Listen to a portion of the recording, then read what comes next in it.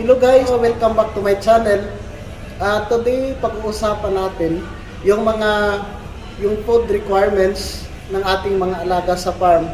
So, i-discuss ko sa inyo yung quantity ng feeds na ating nako-consume depende sa number of heads ng ating mga alaga sa farm. So, i-discuss ko din sa inyo yung lighting requirements every week, kung kailan tayo magdadagdag ng ating mga lighting or pailaw sa farm. So bago pa man natin simulan yung ating discussion, so intro muna tayo guys.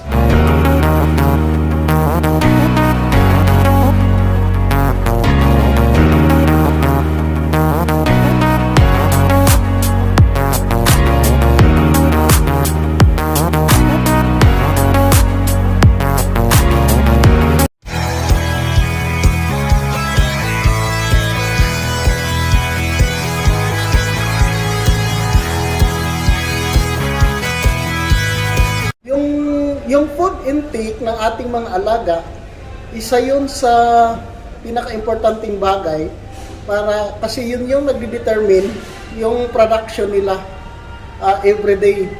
So, kailangan pagtuunan natin yun ng pansin kasi magdidepende yung kita natin sa production ng ating mga alaga. So, ngayon, isa-isahin ko sa inyo kung paano tayo nagpapakain sa ating mga alaga at ano yung required na timbang depende sa edad at sa body weight. Ipo-focus natin yung ating discussion sa luman na breed ng manok. So kasi yung sa farm ko, yung mga alaga ko ngayon is mga luman breed siya. So kasi every breed may kanya-kanya siyang mga requirements, depende din sa types or sa types ng manok na inaalagaan natin. So itong i-discuss ko ngayon, ito yung para sa luman. Guys, paalala ko lang, hindi naman ako expert. Kung baga yung i-discuss ko sa inyo ngayon is based to sa aking personal experience sa farm at saka sa mga payo ng mga technical persons at sa nakikita ko naman is ito yung effective na feeding system or feeding program na angkop doon sa farm ko based on my experience. Kailangan din kayong kumonsulta sa inyong mga feed supplier kasi every feed supplier or feed manufacturer may kanya-kanya din silang may kanya-kanya silang recommendation para sa food intake ng ating mga manok. So, in 16 weeks, yung na-receive ko yung manok sa farm, yung recommendation ng supplier is 76 grams per head. And then, in 17 weeks, recommended siya na 79 grams per bird. In 18 weeks natin, binibigyan natin sila ng 83 grams per bird. Yung 19 weeks, 88 grams per bird. Nung 20 weeks, 94 grams. Yung 30 weeks, 100. Yung 100 up to 105 grams. So, yun yung pinapakain natin sa ating mga manok. So, guys, may special requirements to. Kasi may depende din sa timbang ng ating mga manok. Yung sinasabi ko kanina, kung na-meet natin ang requirements ng ating mga manok, so i-maintain mo yun. Pero, just in case may mga manok kayo na underweight, ang gagawin mo is kailangan mong i-increase ang food intake nila para mahabol nila yung mga malalaking manok. So ngayon naman, i-discuss ko sa inyo kung ano yung mga weight requirements sa ating mga manok, particularly yung luman breed na RTL or layer chicken. So in 16 weeks, kailangan umabot yung manok natin in average ng at least 1.2 kilogram. 1.2 kilogram in 16 weeks. So, sa pagkaka-receive natin sa ating manok sa farm, So kailangan magkaroon tayo ng random weighing sa ating mga alaga para malaman natin kung tama ba ang timbang ng mga deliver na manok sa farm natin. Nung pagdating ng 17 weeks, magtitimbang ulit tayo at iti-check natin yung average naman na dapat ma-attain in 17 weeks is at least 1.3 kilograms in 17 weeks. In 18 weeks naman, dapat aabot siya at least 1.4 kilogram. In 19 weeks, 1.42 kilograms. In 20 weeks, at least 1.5 kilograms average. In 30, at least aabot sila ng 1.7 kilogram. Itong binabanggit ko is yung average weight ng ating chicken. So mag-random weighing lang kayo sa farm. So in 50 weeks, at least 1.8 kilogram.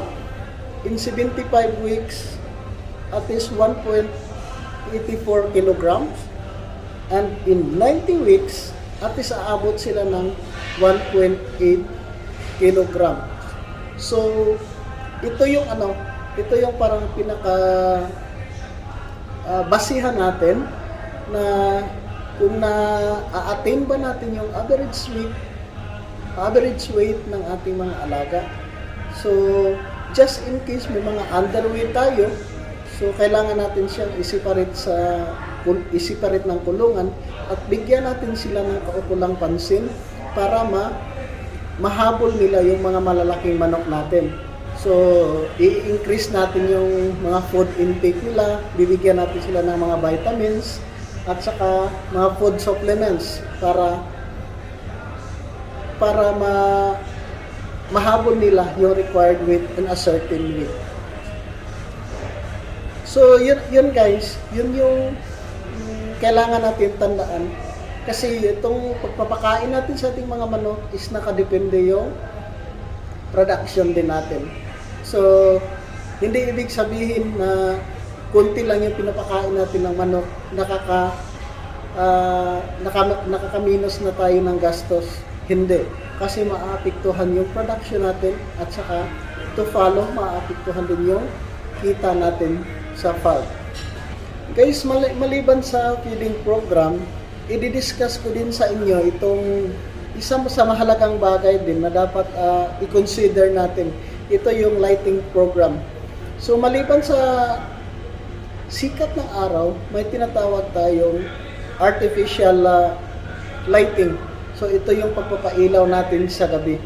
So itong guide na babanggitin ko sa inyo guys is ito yung effective way or effective schedule na ginagamit ko sa farm, which is nakakatulong naman siya ng malaki. So siguro hindi to applicable sa lahat, pero as per my personal experience, ito yung currently ginagamit ko sa farm. Mawawala yung sikat ng araw, doon tayo sa average, example 6 o'clock in the afternoon. So in 21 weeks, after ng 6 o'clock, magdagdag tayo ng 30 minutes na pailaw sa ating poultry para kung ano man yung mga feeds na hindi nila natapos na pagkain, makakain pa nila kasi may ilaw tayo na nilalagay. So in 22 weeks, magdagdag tayo ng, at after 1 week, magdagdag tayo ng additional 30 minutes na pailaw. So, ibig sabihin, from 6 o'clock hanggang 7 o'clock, so yun yung i-maintain natin na may ilaw yung building natin. So, in 23 weeks, magdagdag ulit tayo ng another 30 minutes. Pagka 24 weeks, additional 30 minutes para ma-meet natin yung 14 hours requirements. So, in 25 weeks, additional 30 minutes. So, ibig sabihin, from 6 o'clock to 8:30, saka natin papatayin yung ilaw natin. So, in 26 weeks, kukumplituhin natin yung duration na 15 hours sa ating lighting. Yung natural lighting, yung sikat ng araw, plus magdagdag tayo ng ilaw from 6 o'clock to 9 o'clock. So, 3 hours sa gabi. So, in total, kailangan natin ng 15 hours na pailaw sa ating building. So 26 weeks onwards, so yun na yung gagamitin natin. So, average of 15 hours yung kailangan nating ilaw. So, guys, ito, parang akala natin wala siyang epekto, pero malaking epekto ito para sa production ng ating mga manok. Kasi yung itlog sa loob ng manok is na nabubuo siya, continuous yung pagkabuo niya mula morning hanggang gabi. So, pag the more na lalaki yung itlog, so the more na kailangan nila kailangan nila ng mahabang oras na pagkabuo sa loob. So, kaya kailangan sa gabi continuous yung pagkain nila kung may mga mananatitira pang pagkain sa ilang mga kainan. So, guys, yun yung requirements natin sa pailaw. Sana po itong guide na to is makakatulong sa inyo. So kung may suggestion po kayo or any comments or katanungan, pwede mag-comment lang kayo sa baba. Sa ngayon, yun na lang muna. Sana may natutunan kayo sa topic na to. Kung may mga katanungan kayo, comment lang kayo sa baba. At saka sa mga hindi pa nakapag-subscribe, please subscribe to my channel and then hit the notification bell para updated kayo sa iba pa nating mga update.